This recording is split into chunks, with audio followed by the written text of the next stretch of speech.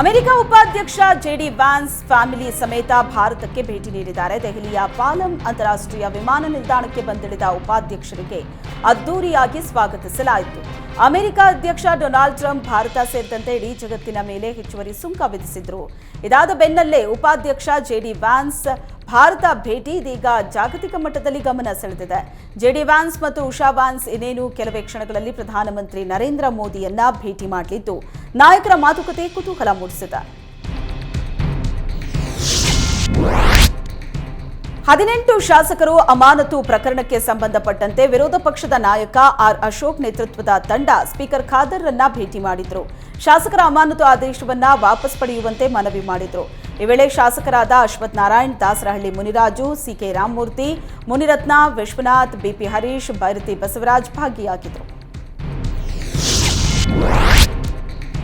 ಕ್ರೈಸ್ತ ಧರ್ಮದ ಪರಮೋಚ್ಚ ನಾಯಕ ಪೋಪ್ ಫ್ರಾನ್ಸಿಸ್ ನಿಧನರಾಗಿದ್ದಾರೆ. 88 ವರ್ಷದ ಪೋಪ್ ಫ್ರಾನ್ಸಿಸ್ ಈಸ್ಟರ್ ವ್ಯಾಟಿಕನ್ನಲ್ಲಿ ಮೃತಪಟ್ಟಿದ್ದಾರೆ. ಕೆಲ ತಿಂಗಳುಗಳಿಂದ ಅನಾರೋಗ್ಯದಿಂದ ಬಳಲ್ತಾ ಇದ್ದ ರೋಮನ್ ಕ್ಯಾಥೋಲಿಕ್ ಚರ್ಚ್ನ ಮುಖ್ಯಸ್ಥ, ಕ್ರೈಸ್ತ ಧರ್ಮದ ಪರಮೋಚ್ಚ ನಾಯಕ ಪೋಪ್ ಫ್ರಾನ್ಸಿಸ್ ವ್ಯಾಟಿಕನ್ನ ಕಾಸಾ ಸಾಂತಾ ಮಾರ್ಟಾದಲ್ಲಿರೋ ತಮ್ಮ ನಿವಾಸದಲ್ಲಿ ಮೃತಪಟ್ಟಿದ್ದಾರೆ. ಪೋಪ್ ಅವರ ನಿಧನದಿಂದ ಜಗತ್ತಿನೆಲ್ಲೆಡೆ ಇರೋ ಕ್ರೈಸ್ತ ಸಮುದಾಯದಲ್ಲಿ ಶೋಕ ಮಡುಗಟ್ಟಿದೆ. ಇನ್ನು ಪೋಪ್ ನಿಧನಕ್ಕೆ ಪ್ರಧಾನಿ ಮೋದಿ, ಅಮೆರಿಕ ಅಧ್ಯಕ್ಷ, ಉಪಾಧ್ಯಕ್ಷ ಸೇರಿದಂತೆ ಹಲವರು ಸಂತಾಪ ಸೂಚಿಸಿದ್ದಾರೆ. ರಾಕಿಂಗ್ ಸ್ಟಾರ್ ಯಶ್ ಮಹಾಕಾಳೇಶ್ವರ ದೇವಸ್ಥಾನಕ್ಕೆ ಭೇಟಿ ನೀಡಿ ಪೂಜೆ ಸಲ್ಲಿಸಿದ್ದಾರೆ.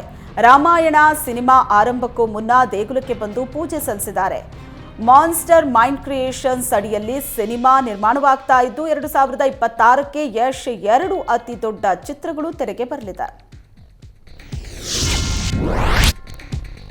ಮುತ್ತಪ್ಪ ರಾಯ್ ಪುತ್ರ ರಿಕಿ ರಾಯ್ ಮೇಲೆ ಗುಂಡಿನ ದಾಳಿ ಪ್ರಕರಣ ಆರೋಪಿಗಳನ್ನ ಬಂಧಿಸುವಂತೆ ಜಯ ಕರ್ನಾಟಕ ಸಂಘಟನೆ ಆಗ್ರಹಿಸಿದೆ. ಮಂಡ್ಯದಲ್ಲಿ ಸಂಘಟನೆ ಜಿಲ್ಲಾಧ್ಯಕ್ಷ ಯೋಗಣ್ಣ ನೇತೃತ್ವದಲ್ಲಿ ಪ್ರತಿಭಟನೆ ನಡೆಸಿ ಡಿಸಿಗೆ ದೂರು ಸಲ್ಲಿಸಲಾಯಿತು. ಕೃತ್ಯ ಎಸಗಿದವರ ವಿರುದ್ಧ ಕಾನೂನು ಕ್ರಮ, ಕಠಿಣ ಶಿಕ್ಷೆ ನೀಡಬೇಕು, ರಿಕಿ ರಾಯ್ಗೆ ಸರ್ಕಾರದಿಂದ ಸೂಕ್ತ ಭದ್ರತೆ ನೀಡಬೇಕು ಅಂತ ಆಗ್ರಹಿಸಿದ್ರು. ಇಲ್ಲವಾದಲ್ಲಿ ಮುಂದಿನ ದಿನಗಳಲ್ಲಿ ಉಗ್ರ ಹೋರಾಟ ಮಾಡುವುದಾಗಿ ಎಚ್ಚರಿಕೆ ನೀಡಿದ್ರು.